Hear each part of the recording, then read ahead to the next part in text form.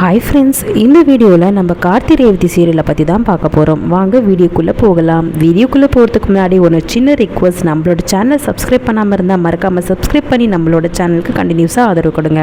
இப்போ வாங்க என்ன நடக்குதுன்னு சொல்லிட்டு பார்க்கலாம்.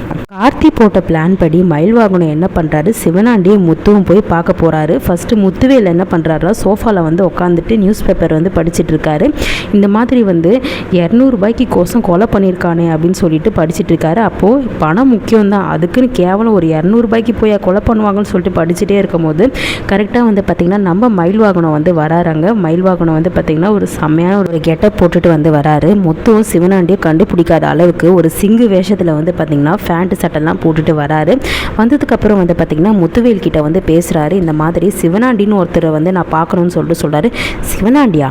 அவன் என்னோட எங்கள் அண்ணன் பையன்தான், எதுக்கு அவனை பார்க்கணும் சொல்லுங்கள், என்கிட்ட சொல்லுங்கள், நான் அவங்க சித்தப்பா தான் அப்படின்ற மாதிரி சொல்கிறாரு. அப்போ இல்லைப்பா, இந்த ஊரில் ராஜசேதுபதி குடும்பம் இருக்காங்கள்ல, அவங்க தானே இந்த ஊரில் கொலசு பூஜையும் அதுக்கப்புறம் வரப்போகிற கும்பாபிஷேகமும் பண்ண போகிறாங்க அப்படின்னு சொல்லும்போது, ஆமாம் அது எதுக்கு நீ கேட்குற? ஆமாம், நீ என்ன புதுசாக இருக்க, நீ இந்த ஊருக்கார மாதிரி தெரியலையே, எந்த ஊர் நீ அப்படின்னு சொல்லிட்டு கேட்கும்போது, நான் பஞ்சாப் அப்படின்னு சொல்லிட்டு பஞ்சாப் மொழியில் கொஞ்சம் பேசுகிறாரு நம்ம மயில்வாகனம். அப்போ பார்த்திங்கன்னா இந்த சரி இப்போ உனக்கு என்ன விஷயம், எதுக்கு சிவனாண்டியை பார்க்கணும், என்கிட்ட சொல்லு, அவன் சித்தப்பா தான் நான் அப்படின்னு சொல்லும்போது, இல்லை அந்த அம்மன் கழுத்தில் இருக்க நகைகள்லாம் எனக்கு வேணும் அப்படின்ற மாதிரி சொல்கிறாங்க. என்னது அம்மன் கழுத்தில் இருக்க நகையா? அது எப்படிப்பா நாங்கள் கொடுக்க முடியும், அது ராஜசேதுபதி அவர் பூர்வீக நகை அப்படின்னு சொல்லும்போது, அந்த நகையை பற்றி நான் கேள்வி கட்டேன், அது பல கோடிக்கு போகும், அந்த நகையை மட்டும் நீங்கள் எடுத்து கொடுத்தீங்கன்னா உங்களுக்கு அமௌண்ட் நான் 5 கோடி கொடுக்குறேன் அப்படின்னு சொல்லும் போது நம்மளோட சிவனாண்டியோட சித்தப்பா முத்து பார்த்திங்கன்னா வாயை பொழக்கிறார். என்னது 5 கோடியா? என்னப்பா சொல்கிற? சரி சரி நீ உட்காருன்னு சொல்லிட்டு சோஃபாவில் உட்கார வைக்கிறாரு. தண்ணி எதாவது வேணுமா, ஜூஸ் எதாவது வேணுமா அப்படின்னு கேட்குறாரு.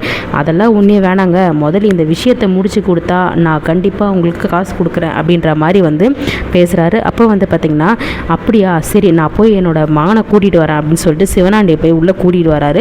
சிவனாண்டி கிட்ட போய், மகனே கொஞ்சம் வா வெளியே, எனக்கு ஒரு பெரிய விஷயம் மாட்டிருக்கு, நம்மளுக்கு அதிர்ஷ்டம் நம்ம வீடு தேடி வந்திருக்கு அப்படின்னு சொல்லும் போது, என்ன சித்தப்பா வளர்றீங்க, யார் அதிர்ஷ்டம், யாரை சொல்கிறீங்கன்னு சொல்லும் போது, இல்லைப்பா ஒருத்தன் வந்திருக்கான், நம்மளுக்கு 5 கோடி ரூபாய் பணம் கொடுக்குறேன்னு சொல்லியிருக்கான், அந்த அம்மன் நகை இருக்குல்ல அதை மட்டும் எடுத்து கொடுத்துட்டான், அவன் நம்மளுக்கு 5 கோடி ரூபாய் கொடுக்குறானாமா அப்படின்னு சொல்லும் போது, தேவையில்லாமல் பேசாதீங்க சித்தப்பா, அதெல்லாம் நம்மளால் முடியாது, எதுக்கு தேவையில்லாத பேசிகிட்டு இருக்கீங்க, அவன் யார் என்ன, அவன் எங்கேருந்து வந்தான்னு எதுவுமே தெரியாது, அவன்கிட்ட போய் டீலிங் பேசிகிட்டு இருக்கீங்கன்னு சொல்லும் போது, அதெல்லாம் பரவாயில்லப்பா, நம்ம என்ன பண்ண போகிறோம், எப்பயும் போல் நம்ம திருடி நகையை கொடுக்க போகிறோம் அப்படின்னு சொல்லும் போது, அப்போ பார்த்திங்கன்னா சிவனாண்டி யோசிக்கிறாரு. நீ மட்டும் யோசிக்காத மகனே, 5 கோடி சும்மா கிடையாது, 5 கோடி மட்டும் நம்ம வாங்கினா எப்படி இருக்கும் தெரியுமா, நீ அவன்கிட்ட பேசு அப்படின்னு சொல்லும் போது, இல்லை சித்தப்பா ஏற்கனவே நம்ம 2 வாட்டி கோயில் நகை திருட பார்த்தோம், அதுக்கே ஊர் மக்கள் நம்மளை சந்தேகப்படுவாங்க இப்படின்னு சொல்லும் போது முத்து சொல்கிறாரு, அதெல்லாம் ஒன்றும் பிரச்சனை இல்லைப்பா, நகையை திருடி இவன்கிட்ட விற்றுட்டு காசை வாங்கிப்போம், அதுக்கப்புறம் என்னன்னு இருக்குது, நம்மளோட குடோனில் பதுக்கி வச்சுட்டா அது பாட்டுட்டு இருக்குது, அதுக்கப்புறம் அந்த காசை வச்சு நம்ம எப்படின்னா பண்ணிக்கலாம், இந்த மாதிரி நகை காணாம போனது ஒரு அவசரம், இந்த ராஜசேதுபதியோட குடும்பம் கும்பாபிஷேகம் நடக்கிறது விருப்பம் இல்லை போல இருக்கு அம்மனுக்குன்னு சொல்லிட்டு அபசகுலம்னு சொல்லிட்டு கதையை திருப்பி விட்டுறலாம், அதெல்லாம் ஒன்றும் பிரச்சனை இல்லை வான்னு சொல்லிட்டு கூப்பிட்றாங்க. இப்போ பார்த்திங்கன்னா நம்மளோட கார்த்தி சொன்ன பிளான் படி மயில்வாகனம் சிவனாண்டி கிட்ட பேசுகிறாரு. இந்த மாதிரி பஞ்சாப் மொழியில் கொஞ்சம் பேசும்போது சிவனாண்டி யோசிக்கிறாரு. அப்போது சரி சரி சொல்லுங்கள் அப்படின்னு சொல்லிட்டு, அந்த நகையை மட்டும் எனக்கு எடுத்து கொடுத்தீங்கன்னா உங்களுக்கு 5 கோடிக்கு மேலேயே கொடுக்குறேன்னு சொல்லிட்டு நிறைய பணத்தாசையை காமிக்கிறாரு சிங்கு வேஷத்தில் பார்த்திங்கன்னா மயில்வாகனம். அப்போ சரி சரி நாங்கள் நகையை கரெக்டாக எடுத்து கொடுத்துட்றோம், ஆனால் நீங்கள் கண்டிப்பாக சொன்னபடி காசு எங்களுக்கு கரெக்டாக கொடுத்துடணும், இல்லைன்னா வச்சுக்கோ ஏன் அப்புறம் என் கோவத்துக்கு நீ ஆளாயிடுவ அப்படின்னு சொல்லும்போது, டென்ஷன் ஆகுத மகனே நான் சொல்கிறேன் அப்படின்னு சொல்லிட்டு நம்மளோட முத்து என்ன சொல்கிறாரு, அதெல்லாம் என் மாப்பிள்ளை கரெக்டாக நீ கேட்டபடி நகையை எடுத்து கொடுத்துருவான், நீ கவலையே படாத, ஆனால் நீ கேட்டபடி நாங்கள் 5 கோடி நீ சொன்னல அதை கண்டிப்பாக கொடுக்கணும், நாங்கள் இன்னைக்கு நைட்டே அம்மன் கழுத்தில் இருக்க நகையை எடுத்து கொடுத்துட்றோம், கையோடு நீ காசு எடுத்துகிட்டு வந்துடு, வாங்கிட்டு போயிட்டே இரு, ஆனால் நீ மட்டும் எங்களை ஏமாற்றணும்னு நினச்ச அப்புறம் என்னோட பையனோட கோவத்துக்கு நீ ஆளாயிடுவ அப்படின்னு சொல்லும் போது, அதெல்லாம் நான் ஏமாற்ற மாட்டேன், கண்டிப்பாக நான் கொடுத்துருவேன்னு சொல்லிட்டு சொல்கிறாரு நம்மளோட மயில்வாகனம். அப்போ பார்த்திங்கன்னா உடனே உடனே வெளியே வந்து பார்த்திங்கன்னா கொஞ்சம் தூரம் வந்து நம்மளோட கார்த்திகிட்ட வந்து ஃபோன் பண்ணுறாரு மயில்வாகனம். கார்த்தி வந்து கேட்குறாரு, என்னப்பா நான் சொன்ன மாதிரி சொன்னீங்களாங்க அப்படின்னு சொல்லிட்டு கேட்கும்போது, சகல நீ சொன்ன மாதிரியே எல்லா பிளான் பக்காவாக நான் நீ என்ன பேச சொன்னியோ அது எல்லாத்தையும் பேசிட்டேன்ப்பா. அந்த சிவனாண்டி தான் கொஞ்சம் யோசிச்சான். ஆனால் வந்து அவங்க முத்து அவங்களோட சித்தப்பா வந்து எப்படியோ வந்து வாயை பொழந்துட்டு பணம்னதும் வாயை பொழந்துட்டு எல்லாத்துக்குமே சரின்னு சொல்லிட்டு ஒத்துக்கிட்டாங்க. சரிங்க, இப்போ அந்த நைட் அந்த கோயிலுக்கு வரட்டும், அதுக்கப்புறம் நம்ம பார்த்துக்கலான்னு சொல்லிட்டு இப்போ சிவனாண்டி முத்து என்ன பண்ண போகிறாங்கன்னா கோயிலில் இருக்க நகையை வந்து திருட போகிறாங்க. திருடி வந்து பார்த்திங்கன்னா வந்து அந்த மயிலோட கிட்ட வந்து கொடுக்க போகிறாங்க நகையை. இதை வந்து பார்த்திங்கன்னா நம்மளோட மயில்வாகனமே வீடியோ எடுக்க போகிறது. எப்படின்னா நேராக வந்து பார்த்திங்கன்னா இப்போ 3 பேருமே வந்து அம்மன் கோயிலுக்கு வந்து போகிறாங்க. சிவனாண்டி, முத்து, அதுக்கப்புறம் மயில்வாகனம். போனதுக்கப்புறம் வந்து பார்த்திங்கன்னா கரெக்டாக வந்து பணத்தை கொடுத்துருவேன் அப்படின்னு சொல்லிட்டு சொல்லிகிட்டே வந்து போகிறாங்க. நீங்கள் கரெக்டாக வேலையை முடிச்சுட்டு வாங்க, நான் காசை கொடுக்குறேன் அப்படின்னு சொல்லும் போது கரெக்டாக வந்து உள்ளே வந்து நம்மளோட சிவனாண்டியும் முத்தும் வந்து நகையை வந்து எடுக்கிறதுக்கு வந்து போகிறாங்க. நகையெல்லாம் எடுத்து பையில் போடுறத அப்படியே வந்து பார்த்திங்கன்னா வீடியோ எடுத்துடுறாங்க. யாருன்னா நம்மளோட மயில்வாகனம் வந்து வெளியே நின்று வீடியோ எடுத்துடுறாரு. ஃபுல் வீடியோ எடுத்து இதை வந்து ஊர் மக்கள்கிட்ட போட்டு காட்டணும் அப்படின்னு சொல்லிட்டு தான் கார்த்தி வந்து இதை வீடியோ எடுக்க சொல்லியிருக்காரு. அதே மாதிரி வந்து பார்த்திங்கன்னா வீடியோ வந்து எடுத்துடுறாரு. எடுத்துகிட்டு இப்போ பார்த்திங்கன்னா வந்து நம்மளோட மயில்வாகனம் செல்ஃபோனில் இருக்குது. இப்போ அந்த நகையை வந்து கொடுத்துட்டு பணத்தை வந்து டம்மி பணத்தை வந்து கொடுத்துட்டு என்ன பண்ணிடுறாருன்னா போயிடுறாரு. இப்போ காலையில் வந்து பார்த்திங்கன்னா ஊர் ஜனங்க எல்லாருமே வந்து கொதிச்சு போயிருக்காங்க. இந்த மாதிரி வந்து அம்மன் காலத்தில் இருக்க நகையை காலம்னு சொல்லிட்டு பூசாரி வந்து சொல்லும் போது கரெக்டாக கார்த்தி அந்த இடத்துல வராரு. இப்போது நம்மளோட முத்துவும் சிவனாண்டியும் ஒன்றும் தெரியாத மாதிரி பழியை வந்து பார்த்திங்கன்னா வந்து ராஜ சேதுபதியோட குடும்பத்துக்கு வந்து ராசி கிடையாது, அம்மனுக்கு வந்து அதுக்கு வந்து உத்தரவு கிடையாது, அதனால தான் வந்து இந்த நகை காணாமல் போயிருக்கு. அதனால் இந்த விஷயத்தை அப்படியே விட்டுருங்க, கும்பாபிஷேகத்தை விடுங்க, நான் பார்த்துக்கிறேன், நான் எவ்வளோ வேணால் செலவு பண்ணுறேன் அப்படின்ற மாதிரி சொல்லிட்டுருக்காரு. அப்போது கார்த்தி வந்து பார்த்திங்கன்னா இந்த வீடியோ ஆதாரத்தை வந்து பார்த்திங்கன்னா காட்டுறாரு.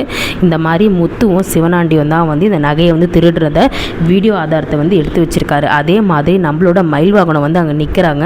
நின்றுட்டு வந்து பார்த்திங்கன்னா வந்து அப்போது ஷாக் ஆகுறாரு நம்மளோட முத்துவேல். என்ன இவன் எதுக்கு இங்கே வந்து நிற்கிறான், என்ன மகனே ஒன்றுமே புரியல, இந்த சிங்கக்காரன் எதுக்கு இப்போ வந்தான், அவனோட கதை தான் நேற்றே முடிஞ்சு போயிடுச்சு, நம்ம நகையை கொடுத்துட்டோம், பதிலுக்கு அவன் பணத்தை கொடுத்துட்டான், அவன் எதுக்காக இங்கே வந்து நிற்கிறான்னு சொல்லிட்டு சொல்லும் போது வீடியோ ஆதாரத்தை காட்டினதுக்கப்புறம் நான் யாருன்னு தெரியலையா அவங்களுக்கு அப்படின்னு சொல்லிட்டு சிவனாண்டி கிட்ட கேட்குறாங்க. தெரியலையே யார் நீ அப்படின்னு சொல்லிட்டு கேட்கும்போது தாடி மீசெல்லாம் அவுத்துட்டு வந்து காமிக்கிறாரு நம்மளோட மயில்வாகனம். அப்போ தெரிஞ்சு போச்சு, அப்போது இது மயில்வாகனமான்னு சொல்லிட்டு ஊர் ஜனங்கள்லாம் வாயை பொழந்துட்டு வந்து பார்க்குறாங்க. மயில்வாகனம் வந்து இந்த மாதிரி நடித்து இப்படி வந்து வீடியோ ஆதாரத்தை வந்து நம்மளுக்கு வந்து கொடுத்துருக்காரு. அப்போ இந்த மாதிரி யார் வேஷம் போட்டு நீ வந்து வந்திருந்தாலும் இதே மாதிரி தான் நீங்கள் பண்ணி காசு கோசம் நகையை வந்து விற்றுருப்பீங்க, உங்களுக்கு கொஞ்சம் கூட அறிவு இல்லையா, எத்தனை தடவை சொல்கிறது, அம்மன் நகையை வந்து திருடி அப்படி உங்களுக்கு காசு சம்பாதிக்கணும்னு என்ன இருக்குது, இந்த கோயிலில் எவ்வளோ வந்து நாங்கள் பூர்வீகமாக வந்து நகையை போட்டு அழகு பார்த்துட்ருக்கோம், இந்த ஊர் ஜனங்க வந்து எவ்வளோ நல்லது பண்ணிகிட்ருக்காங்க, எப்படி நீங்கள் இந்த மாதிரி பண்ணுவீங்கன்னு சொல்லிட்டு ஊர் ஜனங்க எல்லாருமே திட்டுறாங்க. நம்ம சிவனாண்டியும் முத்தும் அடித்து வந்து ஊரை விட்டு வந்து வெளியே துரத்துறாங்க. நம்ம பிளான் படி கார்த்தி பிளான் படி வந்து பார்த்திங்கன்னா எல்லாமே வந்து நடந்து போச்சு. கார்த்திகிட்ட வந்து நகையை வந்து கொடுக்குறாரு நான் மயில்வாகனம். என்னப்பா நகை எங்கே தானே பார்க்குறீங்க, நகை எங்கேயும் போகல, என்கிட்ட தான் இருக்குது, இந்த சகல நகையை எடுத்து கொடுன்னு சொல்லிட்டு அப்படியே பத்திரமா அந்த நகையை எல்லாத்தையுமே எடுத்து நம்மளோட மயில்வாகனம் வந்து பூசாரிக்கிட்ட வந்து கொடுக்கறதுக்கு வந்து கார்த்திகிட்ட கொடுக்குறாரு. கார்த்தி வந்து பூசாரிக்கிட்ட கொடுத்து இந்த நகையை பத்திரமா வந்து வச்சுக்கோங்க, கண்டிப்பாக நான் அம்மனோட கழுத்தில் முடிஞ்சால் போடுங்க, இல்லைன்னா கும்பாபிஷேகத்துக்கு ஒரு 2 நாள் முன்னாடி கூட போட்டுக்கலாம் அப்படின்ற மாதிரி சொல்லிட்டு நகையை வந்து கொடுத்துட்றாங்க. இப்போ முத்துவும் சிவனாண்டியும் வந்து ஒரு குற்றவாளி மாதிரி நிற்கிறாங்க. அதாச்சும் ஊர் ஜனங்க எல்லாருக்கும் தெரிஞ்சு போச்சு இவங்க அயோக்கியம், கேவலம் காசு கோசம் வந்து அம்மனோட நகையிலே வந்து கை வச்சுருக்காங்க அப்படின்னு சொல்லிட்டு ஊர் ஜனங்க எல்லாருமே சிவனாண்டி முத்து இப்போ ஒதுக்கி வச்சுட்டாங்க. அது மட்டும் இல்லை ஊரை விட்டு வெளியே தள்ளி வைக்கணும் அப்படின்ற மாதிரி சொல்லிட்டாங்க. நம்ம கார்த்தி வந்து இப்போ நினச்சிட்டு இருக்காரு சிவனாண்டியும் முத்து 2 பேரும் கதையை வந்து முடிச்சிட்டோம், இப்போ எப்படியாவது அவனுங்க இந்த ஊர் விஷயத்தில் தலையிட மாட்டாங்க, இப்போ தான் நிம்மதியாக கும்பாபிஷேகம் நடக்க போகுது அப்படின்ற மாதிரி சொல்கிறாங்க. ஆனால் இன்னொரு விஷயம் சந்திரகலாவுக்கு வந்து இருக்காங்க. சந்திரகலா கண்டிப்பாக புருஷனையை வந்து இப்படி பண்ணதுக்கு கண்டிப்பாக கார்த்தியை பழி வாங்காமல் விட மாட்டாங்க, ஏதாச்சும் ஒன்று பண்ணுவாங்கன்னு கார்த்திக்கு தெரியும். ஸோ சந்திரகலாவுக்கு என்ன வேட்டு வைக்க போகிறாருன்னு தெரியல நம்ம கார்த்தி. ஸோ வெயிட் பண்ணி பார்க்கலாம். நம்மளோட ப்ரோமோ ரிவ்யூ பிடிச்சிருந்தா லைக் அண்ட் சப்ஸ்கிரைப் பண்ணி சப்போர்ட் பண்ணுங்கள். தேங்க்யூ.